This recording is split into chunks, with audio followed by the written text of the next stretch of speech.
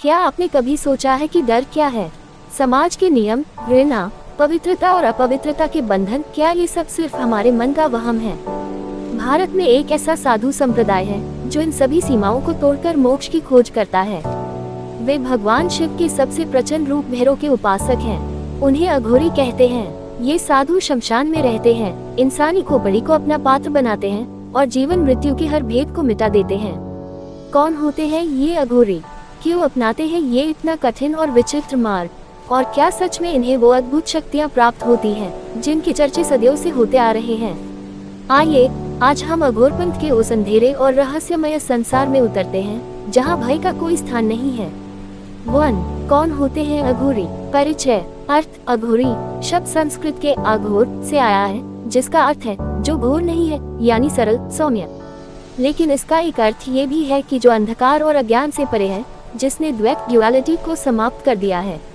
आराध्या: ये मुख्य रूप से भगवान शिव, अघोरनाथ और माँ काली, शमशान काली के उपासक होते हैं। दर्शन, बिलीफ: अघोरपंथ का मूल दर्शन गैर द्वैतवाद, नॉन ड्युअलिटी पर आधारित है। उनका मानना है कि इस ब्रह्मांड में कुछ भी अपवित्र नहीं है, क्योंकि सब कुछ शिव का ही स्वरूप है।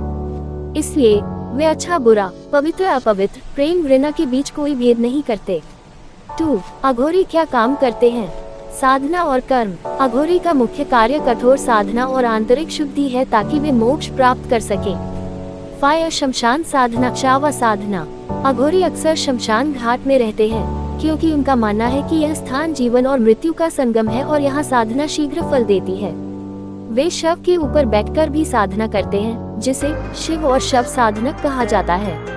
ये क्रिया मृत्यु के डर को जीतने और संसार से अनासक्ति, डिटैचमेंट सिद्ध करने के लिए की जाती है। खोपड़ी, वेशभूषा और जीवन शैली: वे अपने शरीर पर शमशान की राख, भस्म लगाते हैं, जो नश्वरता, मॉर्टैलिटी का प्रतीक है। वे मानव खोपड़ी, कपाल को अपने भोजन और जल के पात्र के रूप में उपयोग करते हैं। ये सांसारिक मोह माया से दूर एकांत में जीवन जीते हैं। फोल्डेड हैंड्स, घृणा का त्याग: अघोरी जानबूझकर उन चीजों का सेवन या उपयोग करते हैं जिन्हें समाज घृणित या अपवित्र मानता है, जैसे मानव मांस, मदिरा। यह अभ्यास उनके भीतर से अहंकार, घृणा और सामाजिक प्रतिबंधों को पूरी तरह से नष्ट करने के लिए होता है। वे सिद्ध करते हैं कि उनके लिए सब समान है। दिल, जन कल्याण: अपने बाहरी रूप के विपरीत सच्चे अघोरी के मन में जन कल्याण की भावना होती है। कई कहानियों में उन्हें लोगों के रोग दूर करते और समस्याएं सुलझाते हुए बताया गया है। 3. अघोरपंथ में वरदान और सिद्धियां, सुपरनैचुरल पावर्स: अघोरी साधक कठोर तपस्या और तंत्र साधना से कई तरह की सिद्धियां प्राप्त करते हैं, हालांकि इनका उपयोग वे बहुत सावधानी से करते हैं। मोक्ष और जीवन मृत्यु से मुक्ति: उनका अंतिम लक्ष्य पुनर्जन्म के चक्र से बाहर निकलना और परम सत्य को प्राप्त करना है। दैवीय या तांत्रिक सिद्धियां: कहा जाता है कि साधना में सफल होने पर उन्हें निम्नलिखित शक्तियां मिल सकती हैं। रोग निवारण शक्ति, हीलिंग पावर्स, असाध्य रोगों को ठीक करने की क्षमता।